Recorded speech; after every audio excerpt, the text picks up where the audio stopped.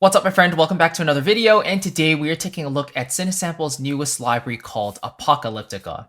And this might be a bit of a strange feature on my channel, you might be thinking, because I don't usually do a lot of sound design or gritty, aggressive library showcases on my channel, but this one is a little bit different. And if you checked out the Cinesamples walkthrough videos, you'll kind of see what I mean. The legato patches, just by listening to them, are something to dream about. It really is something amazing. And when I had to listen, I knew I kind of had to get my hand on this because truthfully, I don't really have any libraries that do this sort of gritty sound design really well, especially in terms of legato. And so I reached out to Cinesamples, and Steve from Cinesamples really was kind to let me try out the library, and he's also willing to give a giveaway copy as well today. So we'll be doing a giveaway at the very end. Hopefully you enjoy what you hear.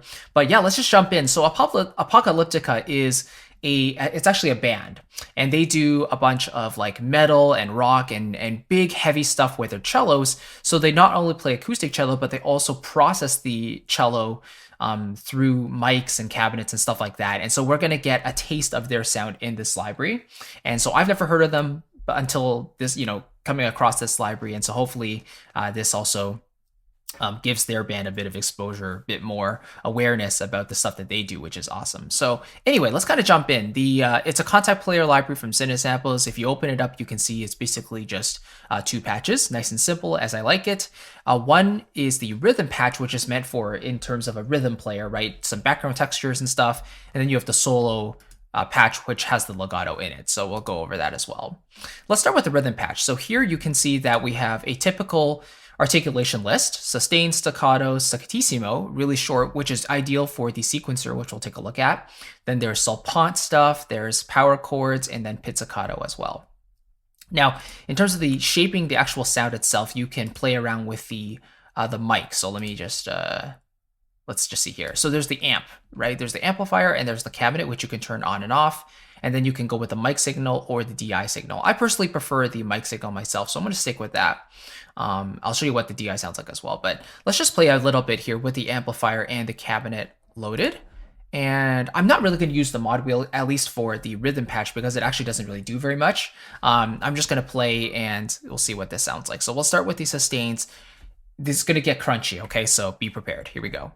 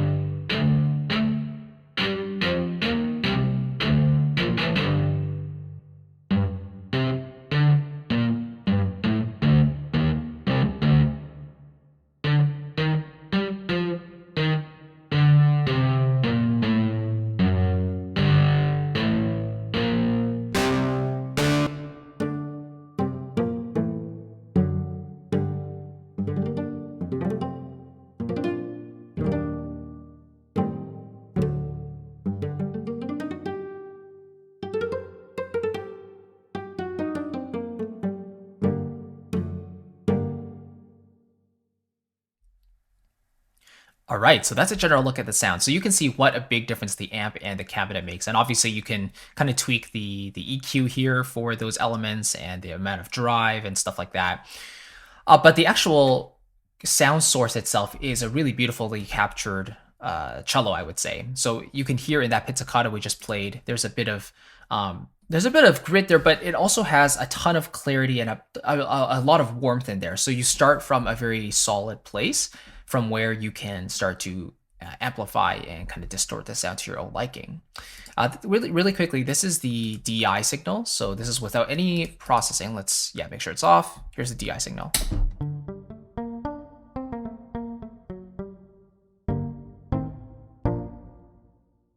So nice and quiet, but also sounds a little bit further away. Let's go back to the mic.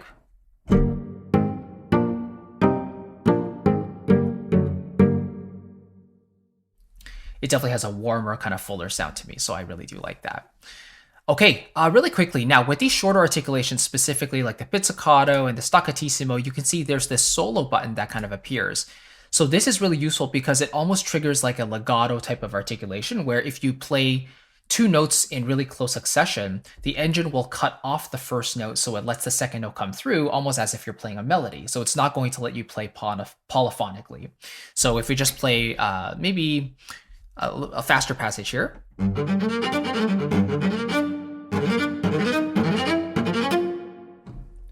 Right, you can hear it's almost as if there's, it's like a melody, right? But if I turn off the solo,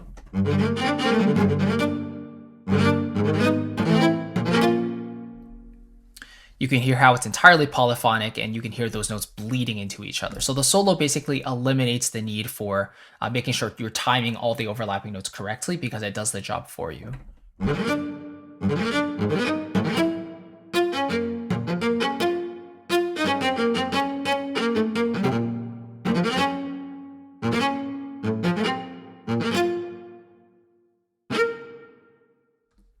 So really cool. All right, let's move over to this sequencer. So this is a pretty basic sequencer. Let's maybe, we have the staccatissimo. Let's maybe turn back on the cabinet, see how this sounds.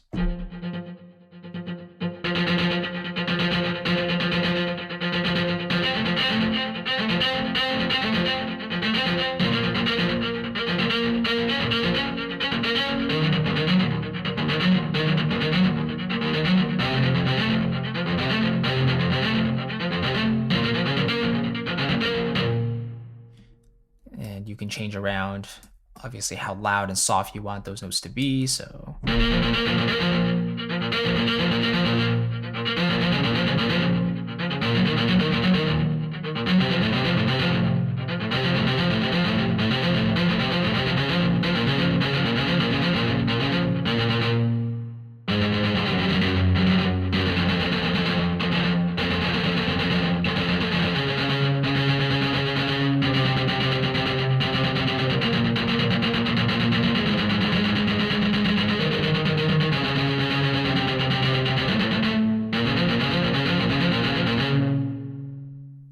Right, so you can change the note lengths, you can change the value there, you can change the amount of steps you have all the way to 16.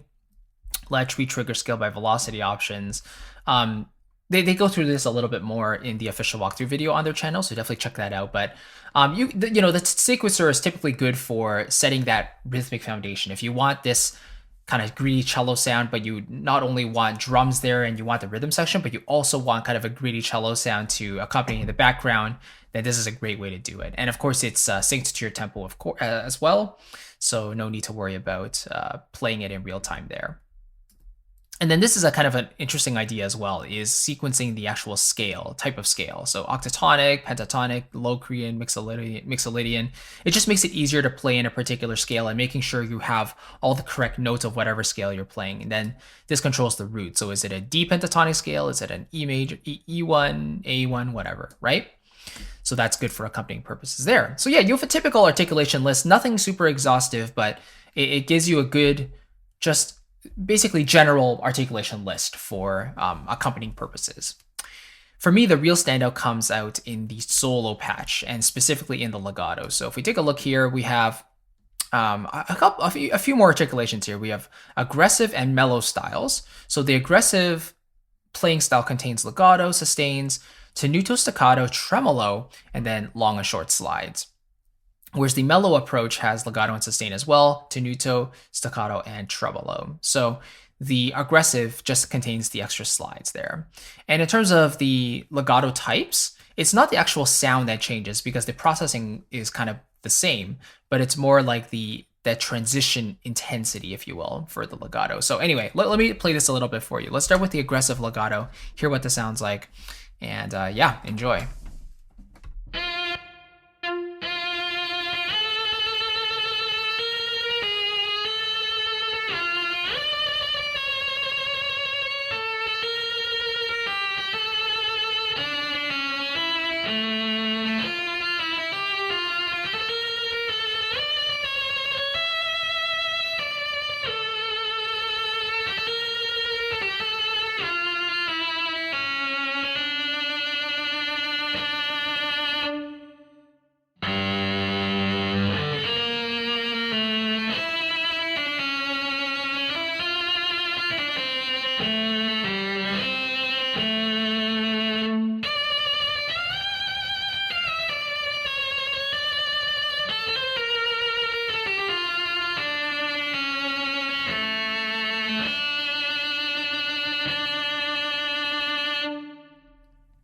Beautiful. So passionate and just so much grit in there. Let's compare that to the mellow legato here really quickly.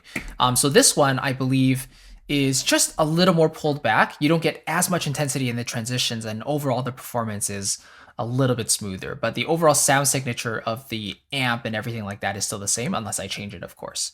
So here's what the mellow legato sounds like.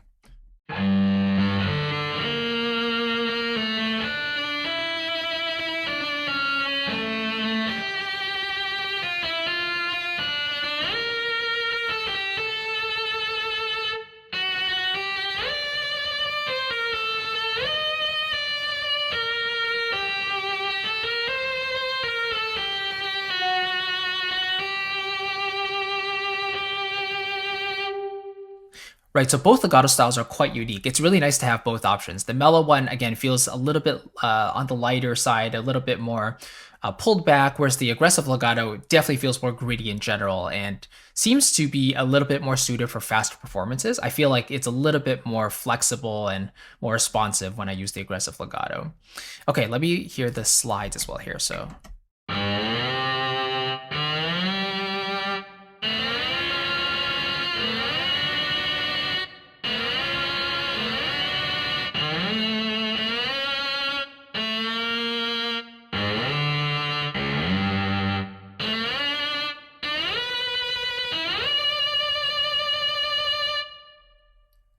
Yeah, so really cool. I mean, for the slides, they kind of start from different starting points. It's not always from like a fifth below or a fourth below. Like some of them start from seventh below, some of them start a second below. And it's not really, super consistent, but when you want that slide into a certain note, you can certainly do that. And it sounds really authentic, really good. Yeah, so overall, this is a very simple library, but just in terms of capturing a very specific sound, I think they did this very well. And again, the source material itself is high quality, so that means you can affect whatever you want based on a good sound source from the very beginning. If the sound source was a little bit lacking, like the samples weren't clear, or maybe just the fidelity wasn't very, very solid, then overall it's going to be more difficult to get a good sound using amps and cabinets and things like that. But starting with good material is really worth it. And again, for me, the standout features here are definitely the legato, and then the sequencer is also fun to play with if I want a more chugging rhythm in the very back, if I want a rhythm cello that is super gritty and really keeps the tempo going, then I'm definitely going to use that there as well. But yeah, for me, the main application for this library for myself is the legato for sure. I was actually thinking while playing with this library the first time that I would love to use this on my song All I Have, which is on the channel from my album Freedom. And instead of using that viola in the big orchestral section, what if I use this aggressive legato instead? And I tried it out and it actually cuts through the mix a lot more. So I could definitely see the application there in those types of maybe choir songs or having a bit more bombast to them. I think it could definitely work. But anyway, that is Apocalyptica. A quick look at it. And again, to check out all the full details, check out the Cinesamples website, check out Mike Patty's first look, check out Shane's walkthrough on the channel. Lots of good resources to check out there. And speaking of which, let's quickly get into the giveaway. So first of all you need to do to potentially win a copy is to fill out the form below in the description box and just enter your details there, and I will email you within a couple days to let you know who the winner is. This will also subscribe you to my email list where I can send you weekly composing tips and exclusive content that I don't share anywhere else. So that's a big bonus for signing up using the form below, and that'll get you into the system. Number 2 is to leave a comment underneath this video letting me know why you want this library, what you would use it for.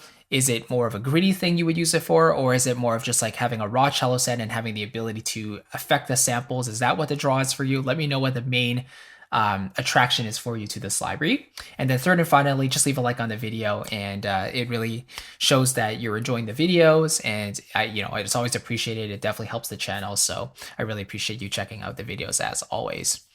I'll catch you in the next one. Thank you so much, my friend, and it's been a great year. I'm so excited to see what's up ahead for the next year, and I'll see you in 2023. Thank you again, my friend. I'll see you then. Take care. Bye-bye.